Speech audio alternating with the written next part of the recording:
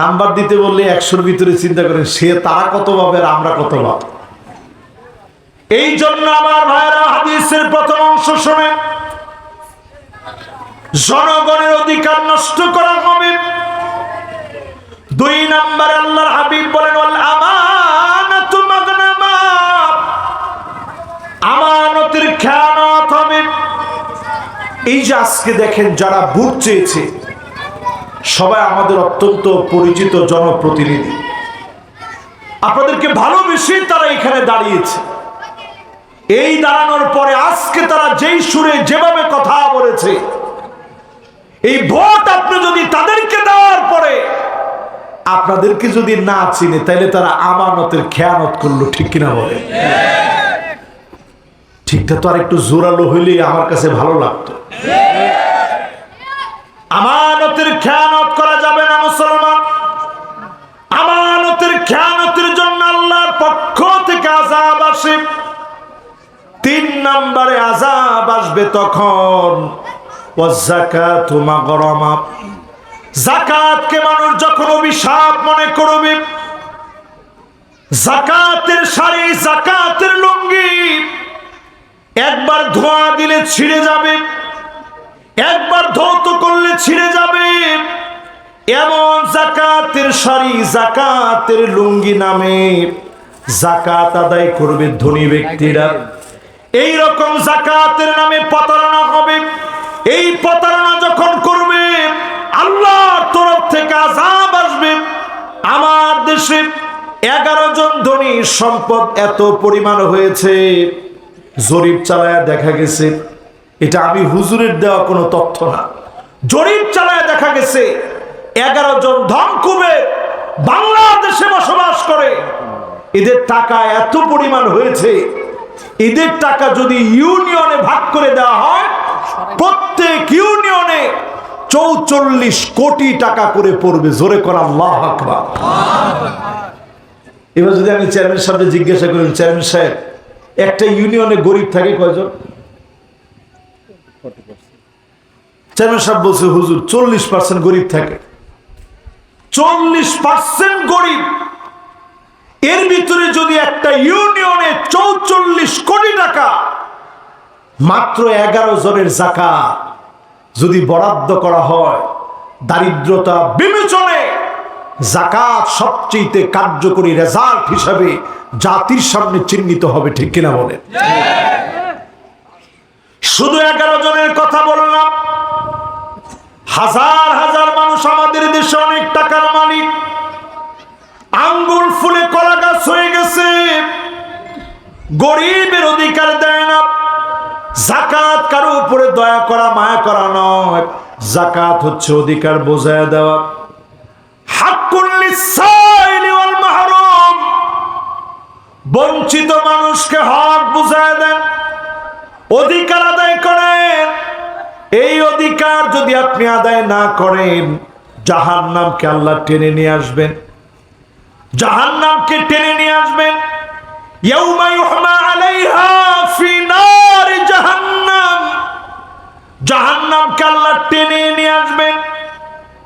সম্পদগুলোকে আকৃতি বানায়া আল্লাহ পাক জাহান্নাম দিয়ে সেকা দিবেন। একবার যদি জাহান্নামের আগুনে গরম করে 50,000 বছর পর্যন্ত গরম থাকবে।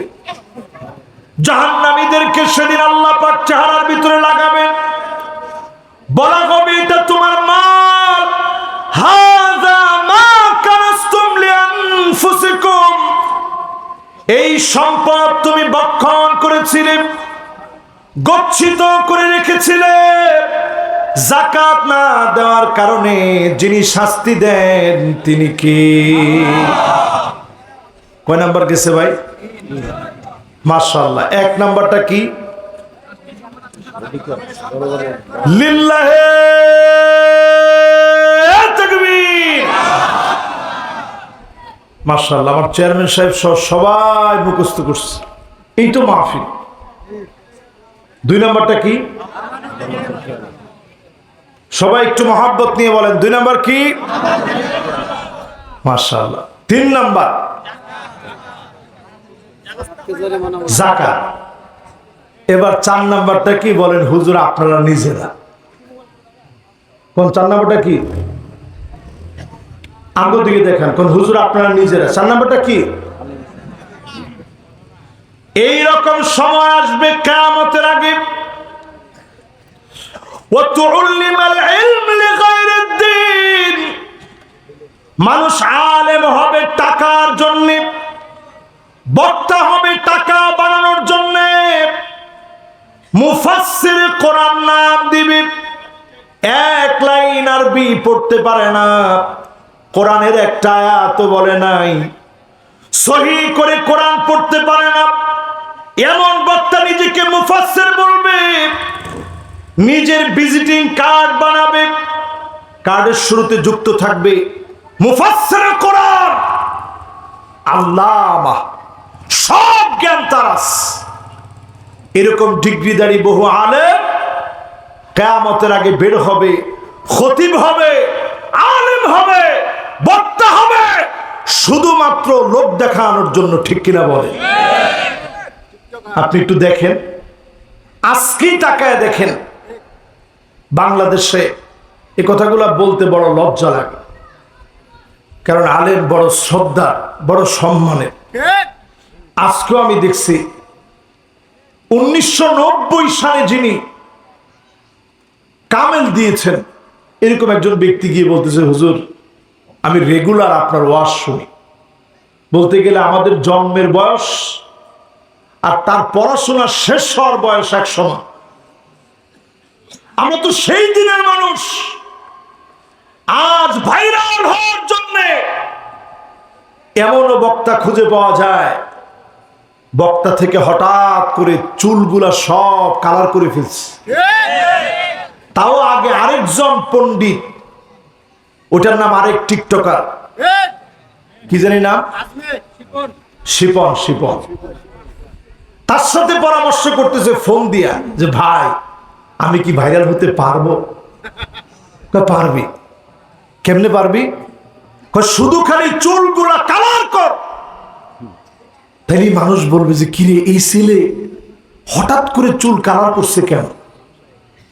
এরপরে আমি আগে থেকে মিডিয়া বলে রাখবো, সব মিডিয়া আসবে, তুই শুধু চুল কালার কর, পাঞ্জাবি বাদ দিয়া একটা শার্ট পর আর একটা প্যান্ট লাগা, আমি সব ইউটিউবারদেরকে, কন্টেন্ট ক্রিয়েটরদেরকে আমি ডেকে আনবো, সবাই তখন তোমার কাছ থেকে সাক্ষাৎকার নিবে যে হঠাৎ করে চুলগুলো এরকম এলোমেলো হলো কেন, ওয়াজ কেন ছাড়লেন।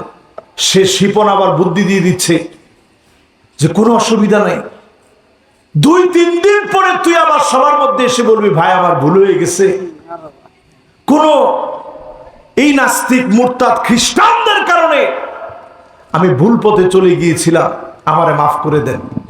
এরপরে সেই বক্তা বলতেছে তাইলে কি আমি দাওয়াত পাবো?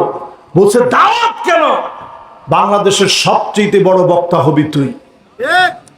নাউজুবিল্লাহ কোয়েল না, আরো জোরে বলেন।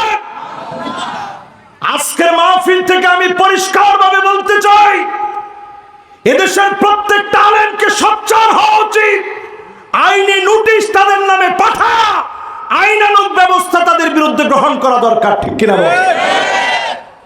এটা ফাজলামি না, এটা দিন। রাসূল বলেছেন লক্ষ্য করো, ফানজুরু আম্মান তাখুযুনা দীনাকুম, কার কাছ থেকে তুমি দ্বীন নিচ্ছ, তার চুলের গোড়া থেকে শুরু করে পায়ের তালু পর্যন্ত লক্ষ্য করা লাগবে।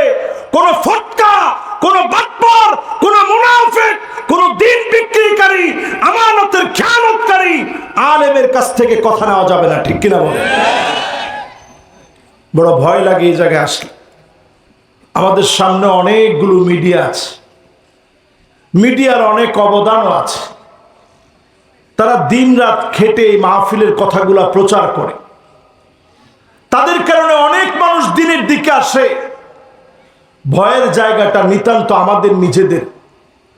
আল্লাহ পাক সেদিন আলেমকে ডাকবেন, কত আলেমকে আল্লাহ সেদিন উল্টা দিবেন, মাথা নিচের দিকে দি, পা গুলা উপরের দিকে দিয়ে দিবেন। কত আলেমদেরকে দিয়ে জাহান্নাম সেদিন উদ্বোধন হবে। আল্লাহ বলবে তোকে আলেম বলা হয়েছে, তোকে মুফাসসির বলা হয়েছে, পোস্টারে পোস্টারে তোর নামগুলা উঠে গেছে, আমার কাছে পাওয়ার মতো তোর জন্য আর কিছু নাই। সেই দিন আল্লাহর কাছে বাঁচবে কোন আলেম? আলিমুন মুস্তামিলুন ইলমাহু, যেই আলেম তার ইলম কাজে লাগিয়েছে, যেই আলেম আল্লাহকে যত বেশি ভয় করেছে, আল্লাহর ভয়ে প্রকম্পিত হয়েছে, আল্লাহর ভয় দিয়ে দুইটা চোখকে ভিজায় রেখেছে, আল্লাহর শুকরগুজার করেছে, যেই আলেম আল্লাহকে চিনেছে, এমন আলেমদেরকে যিনি সেরা বানায় দিবেন তিনি কে? প্রিয় ভাইরা আমার, এই কথাগুলো আপনাদেরকে বলে একটু সচেতন করি। মাহফিলের চেয়ারে কোন মূর্খ লোককে আপনি বসতে দিবেন না, এমন লোককে আপনি আনবেন না যে শুধুমাত্র ভাইরাল হয়েছে এরকম চুল কালার করে 26 ইঞ্চি বক্তা, হঠাৎ ছেলে থেকে মেয়ে, মেয়ে থেকে ছেলে, এইরকম কোন চিত্রাকর্ষক পদ পদবি দেখে কোন আলেমের কথা শুনতে যাবেন না। ওই আলেমের কথা থেকে কি শিখলেন এটা বুঝে তার কথাগুলো শুনতে যাবেন। রাজি আছেন ইনশাআল্লাহ? ইনশাআল্লাহ। কয় নাম্বারটা বললাম ভাই? মাশাআল্লাহ, 4 নাম্বার।